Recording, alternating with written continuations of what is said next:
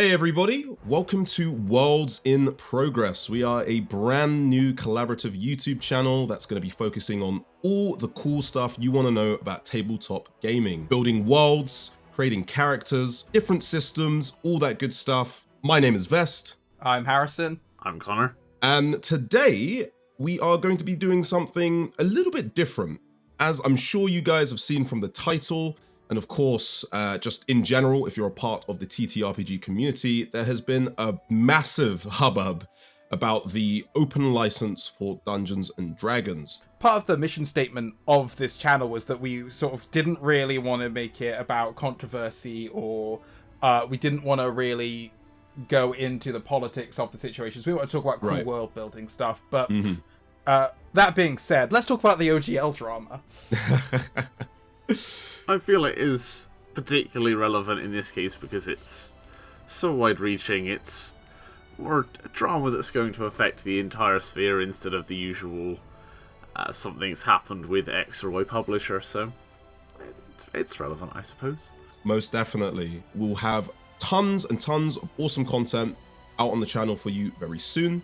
But yeah, so with that said, I guess let's maybe just talk a little bit about what's happened so far. It's been quite the wild ride, I'll admit. And I personally am reading from some notes. I want to thank the D&D Reddit because they've really done a great job of summarizing that. I'll pop the sort of mega thread in the description for you guys to check out if you want to keep up with it. But yeah, so essentially, for those who don't know, the OGL stands for Open Game License. It's an agreement that Wizards of the Coast essentially put out back all the way in 2000. So it's like 23 years old at this point, if I'm not mistaken. What it entailed was it was a license for obviously different third-party publishers, games, and just, you know, anybody basically to make content and products based on certain parts of the sort of, you know, Dungeons and Dragons IP, certain like concepts, right? Most importantly, it was originally intended to not be a reversible thing. It was supposed to be, if any changes were ever made to it to sort of limit things, there is a clause within this document that says that people are allowed to just ignore those changes and use the original document, basically. The direct quote on that from, I believe, Ryan Dancy. I can't find his name attached to the interview, but he was spearheading Wizards of the Coast and did pen the document. And that says, so this is a quote from 2004, where they addressed what would occur if the license were changed, and they said, the OGL already defines what will happen to content that has previously been distributed using an earlier version in Section 9. As a result, even if Wizards made a change you disagreed with, you could continue to use an earlier acceptable version at your option. Right. In other words, there's no... And then this is sort of him summarizing. In other words, there's no reason for Wizards to ever make a change that the community of people using the open gaming license would object to, because the community would just ignore the change anyway. That's the full quote. Right, okay. I haven't... I'll be honest, I haven't read Section 9, but if we just bring that up on screen now, we can see what it says and of course. See how... And just that's sort of what he's summarizing. Whatever is on screen now, he's summarizing that in that quote. And that future-proofing of the original OGL was part of the reason why all of this controversy sparked up, because this original write-up in 2000 was supposed to continue on, and you would never have any particular issues, as that interview went into, if changes occurred. Right. But due to the wording of the leaked OGL 1.1, they had attempted to rescind that logic, that Section 9, so that these new rules applied, and that, at least in part, is the reason why things got so heated, is because they were attempting to essentially step on their own toes when it came to this legal legislation. Yeah. And it's not the first time they've done it either. Like, that's the interesting thing for me. Like, I'm again, I'm using Wikipedia because it's a good source. Great screw you, source, school, yeah. for telling me it wasn't. Yeah. So accurate. Yeah, I mean, it genuinely is though. Like, for the most part. Anyway, so this is a thing from in 2008. So back in 2008, Wizards of the Coast transitioned to a new, more restrictive royalty-free license called the Game System License, Right. which is available for third-party developers to publish products with 4th edition D&D. It Right. is incompatible with the previous OGL. However, by its own terms, the OGL is irrevocable and remains in widespread use. So this happened around 4th edition, but this is what specifically, in my opinion, 4th edition failed for 2 reasons. One is because of the GSL. Because it was so restrictive, not enough third-party content and support could happen for it that made only what Wizards was releasing viable for it. So there simply wasn't enough content. Now, the other reason I think it failed, and this is just my opinion, is that it was bad. But, No comment on my take side. that I never got to play 4th edition, unfortunately. I've only had a brief read up of the rules. I've also not played it. If you're a 4th edition fan, power to you. 4th edition is the reason it took me an extra 5 years to get into RPGs, because I owned the beginner box at the age of 12, and then I never touched it again. Oh, no. Oh, dear. Okay, So well... still on my shelf. I can still see it. I imagine It will maybe remain if, untouched. I maybe imagine if some third parties had access to 4th edition content, maybe could have been something salvageable there. Possibly. But the GSL prevented that from happening, and this is why it's wild to me that they're trying it again. Right. They're basically like the thing that has clearly failed before is They're sort of happening repeating- again. Yeah. Repeating past mistakes. Something about learning from history and being doomed to repeat themselves, maybe? But Maybe. Yeah. that Yeah. is what it is. It seems these large companies do struggle to remember their past failures. The trouble is, the bigger they are, the harder they fall, and when it comes to Hasbro and Wizard of the Coast, how big they are currently, this really bit Pretty them in hard the fall. backside. Yeah. Especially because there was no response. So Yes. all of this leaked out and was found out, I believe, on the 4th. Yes, I believe it was either the 4th or the 5th of January. We had the brand new license they were trying to push, the OGL 1.1. I believe that was leaked sometime around then. Yes. Yeah. So it was leaked on the 5th. I've just double checked. With 0 response from anything to do with Wizard of the Coast until the 13th. So more than a week later. Yeah. Which notably is the date that the original OGL 1.1 was supposed to go into effect. That's an interesting point as well. We'll come back to that point. The fact that it was supposed to go, into effect so soon after the leaks and after it was kind of passed about, right? It's interesting though because, I think maybe it might be good to sort of talk about what the 1.1 license kind of stands to change and the very real sort of effect it's going to have on some people's livelihood, right? Because when we say third-party publishers, of course you've got these bigger people that are companies or big companies like Kobold Press and Paizo being the 2 prime examples for me. But then you've got these people who are just, maybe 2 or 3 guys just writing content. These really small companies, small creators that rely on this to put food on their tables, to pay their rent, and this, new license that's being proposed is definitely, at least, again, I don't know the legality of it. We haven't actually seen a full version of it. This has all been leaks, but by the sounds of things, I'm thinking it does kind of sound like it would really affect them and their ability to make a living off of this. So I don't know, Connor, if you wanted to lead that.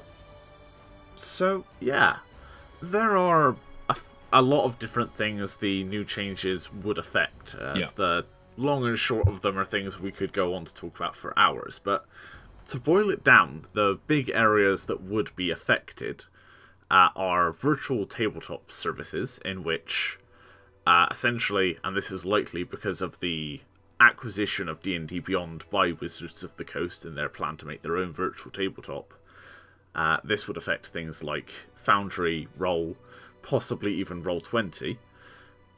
But on a wider scale, this would have effects for those third-party publishers, especially those that raise funds via things like Kickstarter and other crowdfunding services.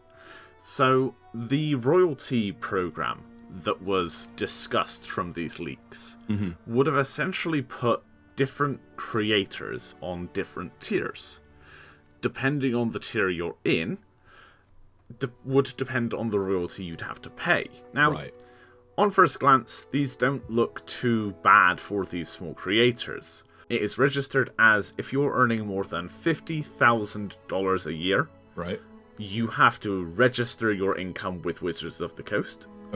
And if you're earning over $750,000, you pay either 25% royalty to Wizards of the Coast if you're on a platform other than Kickstarter, or 20% if you are on Kickstarter. Now, there's a big problem with this, because this isn't profit that you're paying, this is qualifying revenue. This is the total you are earning. And for big projects, yes, a large Kickstarter project might earn that one-time fee, that one-time successful Kickstarter project of over $750,000. But because that is revenue, that means a good portion of that money now has to go to Wizards of the Coast. And that significantly affects profit margins, possibly even gets rid of them. On top of that, because the OGL has been around for so long, there are systems rolling back, as we mentioned with Paizo. You have Pathfinder 1st Edition. You have other systems going back, well, considering how long the license has been around, 23 years. We have 23 years of systems that could suddenly be affected by this change because they're attempting to change something that was already in writing and shouldn't have been able to be changed. Just quick little recap. So obviously we had the leak on the 5th. You've got the history of the OGL as this kind of like bulletproof legal document that's there to kind of protect third-party creators. And then you've of course got the follies that Wizards have kind of stepped into with stuff like that license for 4th edition that I think is fair to say could have had a very big impact on why 4th edition was not as popular as like the other editions. There's also just like kind of added in, I know the Magic the Gathering community is really on fire right now because there's just been a lot of changes, a lot of like things that are being done that seem very like anti-consumer. Admittedly, I've not played Magic in like a few years, so I can't really speak much on what those are, but I know a lot of people, like I was part of the community for a while, and they all are telling me the same thing, that like Magic is going through like the ringer right now, basically. So for me, it's kind of no wonder that the response that was had by the community was what we got, because it was very like, it was very visceral, wasn't it? It was quite explosive in a way. It was like to the point that like I've seen content creators who have never spoken publicly about D&D and stuff. Like this news is so big that this is like gone beyond the D&D sphere. People know about this if you don't know about TTRPGs, and I think that is a testament to just how tone deaf big news have been, especially in their responses. Yeah, like everyone is just going, what is going? It's like my mind, it cannot fathom how this happened. Yeah, it's a wild ride for sure. Like for me, obviously, I've got a big background in gaming, so I've definitely seen that. Of course, the biggest kind of response that I've seen that people have been advocating for is, of course, like boycotts. And I think literally like for the past week, like D&D Beyond has been just absolutely like bugging out and like just servers crashing because people are just en masse, just on there canceling their subscriptions. It's like a really crazy situation, like for Wizards. Like I don't know that they even, surely they couldn't have foreseen this, right? They even actively removed the button to unsubscribe from your subscription. Wait, really? I didn't know severe. that. Yep. That is crazy. And according to some sources, after being cut down into a smaller team, Right. the D&D Beyond support team got 5 digits, supposedly, of complaints regarding this. Oh, wow. Because you have to put in a support query to remove your account from D&D Beyond. So we're talking at least 10,000 queries to that team. Yeah. Just after suffering the rather unfortunate blow of their team becoming smaller. No, of course. That is substantial. It's substantial. It's the first time I've ever seen, like, I've seen websites crashed based on like mass movement before, but that's normally too many people trying to buy tickets, or too many things going in at once, too many people trying to buy PS5s at the same time. I've never seen something crash based on mass exodus. It's a year of firsts, 2023. It seems. We're early on and we're already making tracks. Yeah, no, for sure. 2023 is going to be one hell of a year. But I mean, of course, that's been the sort of like community response. Of course, other content creators have been putting out tons and tons of videos about this.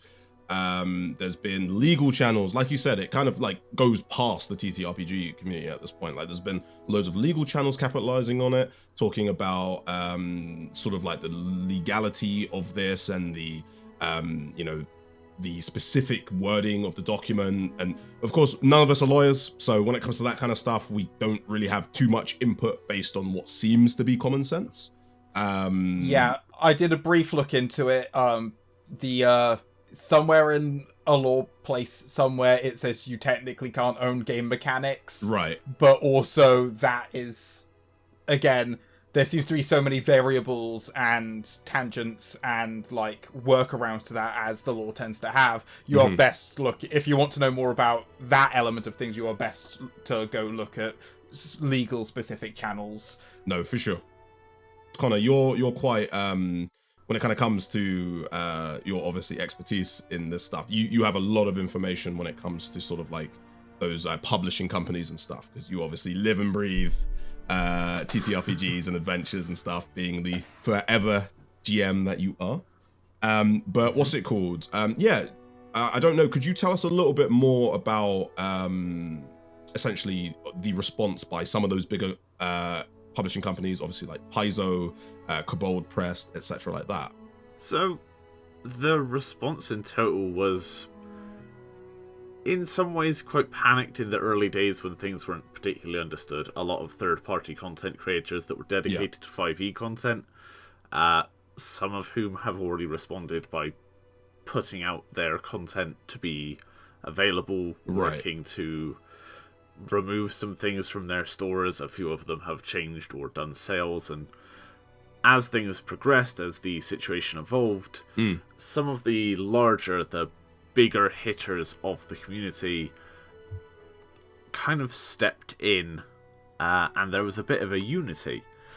After some legal discussions had occurred and some lawyers had contacted Wizards of the Coast regarding the potential legal actions of OGL 1.1. Yeah.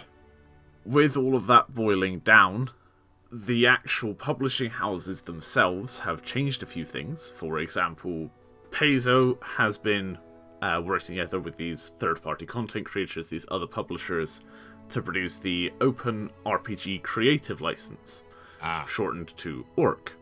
Love it. And this is essentially a new way to both have an option for the OGL, or its equivalent, as well as protecting some of these smaller creators from the potential ire of Wizards of the Coast, should any legal action be taken as part of these changes. Right. Similarly, some other large third-party publishers like Kobold Press have decided to make their own RPG system, or branch out into other RPG systems that are similar. Some are going to things like Pathfinder. Mm-hmm. There is also a large change that has currently occurred with Modifus, the people behind the 2D20 system, where they have created a World Builders community content program. Right, okay. Essentially, where you can make content using their 2D20 system. You get to keep the IP, as well as a portion of the sales, and they will work on things like the advertising and covering all of that. So a lot of these publishers that are working in the RPG sphere are kind of uniting, becoming a bit closer after the shake-up of everything that's happened with the OGL. For sure. I think it's brilliant to see, honestly, right? Like Exactly. It's wonderful. I think, especially as, and I think you'd probably both agree with me, for such a long time, D&D was kind of, and sort of TTRPGs in general, but D&D was the one that people knew the name of, were kind of seen as playing it could get you ostracized from places and groups and stuff. I remember, like, when I first played a D&D game, I was in university and someone mentioned D&D to me and I was like, what? Why would I do that? You know? And then look at me now, I'm a massive nerd who loves them. No, but, of course. Like, you know, there is was a stigma to D&D that over the last few years, like as recently to have my university days, which, you know, I was in university between 2015 and 2018. So as recently as that, it was still kind of seen as a minute group. It was seen as a weird thing that people would do, and now it's huge. Now TTRPGs has grown so large that it's really lovely to see the community sort of stepping back against it, saying, no, we've just brought all these people in, let's not close it off again. Let's not go back to how it was. And I think it's really, really lovely to see because of that. You know, I totally agree. I'm glad I got into it, and the more people that get into this hobby, the better, because it's so good and it's so creative, and just, you know, all of us have a lot of love for tabletop and 100%. The creativity it allows. Mm-hmm. Definitely. There is also the side effect of, as was mentioned earlier with the changes that occurred with D&D 4th edition, that disruption to the status quo to D&D 4th was actually the seed that kind of laid the path to a lot of these other publishers gaining a bit more of a following. Things like Pathfinder, Vampire the Masquerade, all of these things, it gave them all a boost. And considering the size difference between those days back when D&D was this niche tiny thing and now when it's so monolithic, the size in jump for those smaller communities is going to be amazing. And it's a chance that for this community to grow wider, bigger, and for these smaller publishers to get a piece of the pie for things to become a bit more rounded. Most definitely. It's really weird. It's really weirdly, in like a really backwards way, become kind of good for the RPG community that in this a way, controversy has happened, because it's led to people that were so vehemently 5th edition only. I've got friends who I was talking to about Pathfinder and stuff, they like weren't interested. Now this has happened, and suddenly they are interested in other systems than 5e, and it's so in a weird backwards way, it's opened up the community. Yeah, for sure. It's opened up the community to other RPG options, which is great. You know, I the first time I played a non-5e system, I was like, oh wow, this is fun. There's different things you can do. I played the Star Wars one with the sort of, I believe it's the Fate system. Oh yeah. And I've played a bit of Monster of the Week with 2d6 systems, and as Connor knows, I was in a Blades in the Dark campaign that he ran, which I absolutely loved, and I wouldn't have even looked at doing non-D&D campaigns if someone hadn't really pushed me out of the 5th edition sphere. Yeah, definitely. And so this is Wizards of the Coast just pushing people out of the 5th edition sphere. No, so for sure. It's backwardsly done some good in the community. However, that being said, Wizards of the Coast, what the hell, man? Yeah, it's definitely shaken things up, for better or for worse. In some cases, both, of course. I'm in the exact same like boat as you. Like, I was very like 5e centric, and then I think it was actually when I met you, Connor, and obviously Brandon and the boys from the our little server, getting into like the Warhammer stuff. That really kind of put me out and made me realize, wow, there's so much more to this hobby. And I think that from that, I just want to sort of say, Wizards of the Coast did release a statement. It's tone deaf and stupid, but here's some of the highlights of what they have said, that they are sort of the things that they seem to be walking back a bit. Right. And again, this is completely pinch of salt because we've all seen the latest leaks of what's been said internally. But what they have publicly said is, under any new OGL, you will own the content you create. Content already released under 1.0a will also remain unaffected. What it will not contain is any royalty structure. And then also just basically the next iteration of the OGL won't contain any license back and will not contain language suggesting that Wizards of the Coast have rights to the content that you create. Now, they've said that, but we have no reason to believe that. Yeah. I think that's the main thing. This is what they've said in response to controversy to try and calm the waters. But we have, like, they have no legal obligation to hold themselves to this statement. Of course, yeah. It's a PR statement. It's not, like, none of it has been reflected in a legal document. Of course, yeah. I think... I just figured... I thought if we're talking about for sure. the sort of 1.1 drama, it sort of needs to be said what they've said. But I don't think we should look at that and go, "Oh, we're safe," because already this is already weak shit that it's giving us compared to what needs to be done, and then because what needs to be done is no change at all. Yeah. So, on that topic, there's a few things in regards to the official response we got from Wizards of the Coast on the D&D Beyond forums that is worth mentioning, because. Yes. For as much as the statement can or cannot be agreeable, there are a few things worth noting. So, according to their statement, the 3 major goals were to prevent the use of D&D from being included in hateful and discriminatory products. Mm-hmm. Fair. They also wanted to stop D&D being used with things like blockchain games and NFTs. And they wanted, third, they wanted to make sure it wasn't used for major corporations. Them being part of Hasbro aside, there was previous discussions with Hasbro executives wanting to potentially make D&D NFTs a few months ago. So a lot of these statements seem to be sort of going back one rule for us, one rule for them, because these things they've discussed, they themselves have broken many of the rules they say that this was implemented for. And of course, this OGL wouldn't apply to them, it would apply to others. Yeah.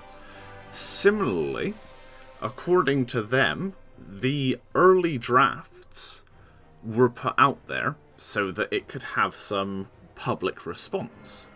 Now, as we'd mentioned before, there was about a 5-day period between when this was supposed to be announced and when it would have gone live. But besides that, the only information we've had of any of this going down have been leaks, which does mean we have to question the validity of any of these statements, of course. No, of course. But on the other shoe, they couldn't have run this past the community, because by the time this was supposed to go into effect, we wouldn't have had any chance to have seen it. Yeah. Besides 5 days. For sure. I think that's my main problem with this this statement that they put out like a couple days ago now. Like, it reads just very much like a PR statement. It kind of reads like they apologize near the end, but it reads as if they don't really want to take responsibility for like their actions, basically. Like, they've been kind of, you know, obviously we've had these leaks. We've had like sort of interviews from people who work there as well, anonymously. Some of that stuff can be taken with pinches of salt, of course, but it's just sort of like they are coming out and being like, oh, you know, we're doing all this stuff, but you guys are interpreting it wrong. We didn't mean to do that. Like, you know, we're not trying to, you know, even though that clause says that we would have full rights to your anything you make, that wasn't for the purposes of, you know, having full rights to everything you make. It was for this reason. And it's just kind of like, well, you know, if the potential for you to do something with the terms you've put into your contract is there, if you then do that thing after it's been signed, like, you know, legally no one can be like, oh, well, you know, they said they weren't going to do it. Like, you have the power to do it. So if they do it, no one can stop you. So it's just one of them things where, like, I think if they are being honest, they really, really, really need to, like, I don't know, like, whoever put together that document, their lawyers really need to get it together, because, like, it's kind of just shocking what they put forth to then kind of turn back and essentially just say, oh, no, you've misconstrued our intentions. It's your fault, yeah, fans. it's your fault. Yeah, exactly. It just kind of, yeah, it's strange. And then there's some other stuff in there that reads as very petty. I'm actually going to throw a quote in myself. It's one of my okay, my I was favorites. worried I was going to be quotes guy. No, you're fine. So there is an excerpt that reads, I'll pop it up on screen as well. It reads, a couple of last thoughts. First, we won't be able to release the new OGL today because we need to make sure we get it right, but it is coming. Second, you're going to hear people say that they won and we lost because making your voices heard forced us to change our plans. Those people will only be half right. They won and so did we. Sorry. I didn't realize there was anything to win in this scenario. Yeah, like, it's that's a PR nightmare in my head. I thought when I originally heard that statement. I don't know who they have in charge of spin. Yeah, it's crazy, right? They need the best spin doctor in the world. It's absolutely insane. When I first heard that or saw that written, I thought that was the person summarizing what they said in their own words. I thought that was like just a random Joe's like summary of the situation, but no, that is from the company themselves. Yeah. When someone told me that quote, I didn't believe that was a real quote. Yeah. Like, I was like, it was... But it's right there, like... It's right there. It really... Wizards of the Coast do not have a good look right now, and that's... I wish I had something new to say on the topic. Another part of that which I feel is relevant is the mention of, to quote, we want to always delight fans and create experiences together that everyone loves. We realise we did not do that this time, and we are sorry for that. Right. Our goal was to get exactly the type of feedback on which provisions worked and which did not. When was there a point to gain feedback? Yeah. And all of this boils down to, though unconfirmed, it has gone around from several sources that supposedly an employee of Wizards of the Coast has put out an email regarding this situation. And it's very interesting. For sure. So we can put that up on screen, and as mentioned, this hasn't been verified yet, but it has been from a few sources, so is relevant mentioning. Going through and reading this, while it is possible that Wizards of the Coast are being legitimate and this was just an absolute fall-over move on their part, the things in this statement do make some sense. And if this is the case, we probably want to keep our eyes open for the future. The thing that affected them the most, and this is most certainly true from the information we do have, is the D&D Beyond subscriptions and the loss of those. Yeah. To the point that the subscription button, or the unsubscribe button, was removed. Yeah, they definitely took notice. They did. The most important thing is, They are hoping the community forgets, and whether this leak is true or no, we need to keep this in mind. 1 month, 6 months, a year. If signs of the OGL 1.1, as we saw it from this leak, start to peek their ugly head again, we need to do the same as a community and take a stand. Because that's one thing the RPG sphere has done spectacularly here. Definitely. We have seen something that was not right, and we have taken action to rectify it. Well, I think that sort of summarizes sort of the current state of things and our thoughts on it. So Definitely. everyone, thank you so much for coming and watching our video on this topic. If you want to see more, hit that subscribe button.